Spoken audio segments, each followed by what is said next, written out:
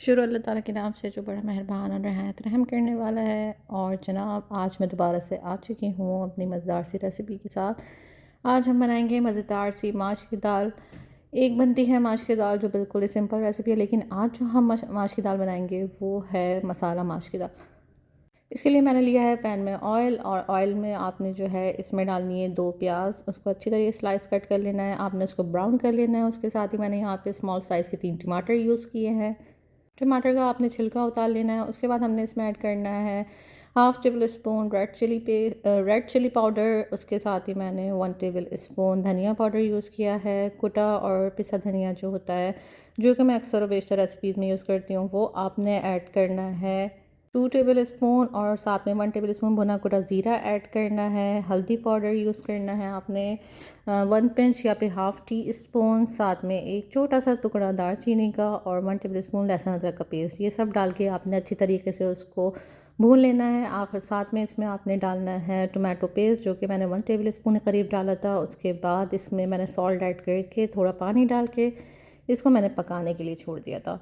جب یہ اس کا جو ہے کچا پن ختم ہو جائے گا اور اس طرح سے بھنا بھنا یہ شو ہونے لگے گا، تو آپ نے اس کو اور بھون لینا ہے تاکہ پیاز جو تھوڑی سی رہ گئی ہے وہ بھی اچھے طریقے سے بھن جائے۔ ماش کی دال میں نے پہلے ہی بھگو دی تھی، تقریباً 1½ کپ میں نے ماش کی دال بھگوئی تھی، اور کپ جو ہے اسمال سائز کا تھا۔ اگر آپ بڑا کپ لیتے ہیں تو وہ آپ نے فل 1 کپ لینی ہوگی۔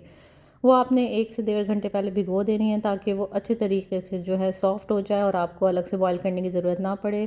یہاں پہ مسالہ جب آئل چھوڑ دے گا تو آپ نے اس میں ڈال دینی ہے ماش کی دال، اور اس کے ساتھ ہی اس کو آپ نے تھوڑا سا بھوننا ہے تاکہ ماش کی دال کے ساتھ مسالہ چپک جائے اچھے طریقے سے، اور اس میں جو ہے ٹیسٹ اچھی طریقے سے ڈیولپ ہو جائے۔ اس کے بعد آپ نے تھوڑا سا پانی ایڈ کر کے کنسسٹنسی کے حساب سے، آپ نے بہت زیادہ پانی ایڈ نہیں کرنا کیونکہ ماش کی دال کا ہم نے ملیدہ نہیں بنانا ہے، اس کو کھڑا کھڑا رکھنا ہے۔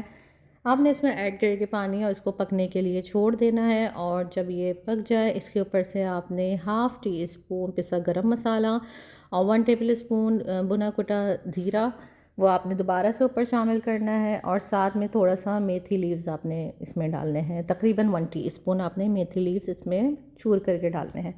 وہ آپ نے جو ہے دم پہ ڈالنا ہے سب۔ اس کے بعد آپ نے ہرا دھنیا ڈال کے اس میں تڑکا لگانا ہے۔ تڑکے کے لیے میں نے یہاں پہ یوز کیا تھا 3 سے 4 جو ہے کڑی پتہ یوز کیا تھا، اور ساتھ میں جو ہے کشمیری مرچیں جو لال کلر کی ہوتی ہیں وہ 3-4 اس میں آئل بنا کے اس میں پسی مرچ بھی، کشمیری پسی مرچ بھی ڈالی تھی، اور اس کا میں نے تڑکا لگایا تھا، یعنی کہ بھگا لگایا تھا، اور اس طریقے سے پھر میں نے آخر میں بڑی پیاری سی شکل اس کے آگے تھی سرو کر دیا تھا۔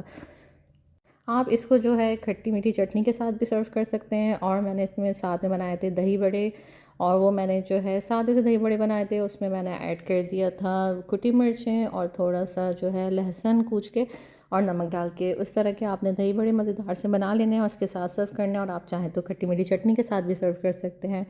جب آپ یہ مسالہ ماش کی دال بنائیں تو مجھے بتائے گا سب کو کیسی لگی، کیونکہ میرے یہاں تو بہت پسند کی گئی تھی، تو آپ بھی ضرور ٹرائی کیجئے گا، مجھے بتائے گا کہ میری ریسیپی آپ کو کیسی لگی اور آپ کے یہاں کس طرح کی مسالہ ماش کی دال بنتی ہے۔ ملیں گے جناب نیکسٹ ریسیپی کے ساتھ، تب تک کے لیے اللہ حافظ۔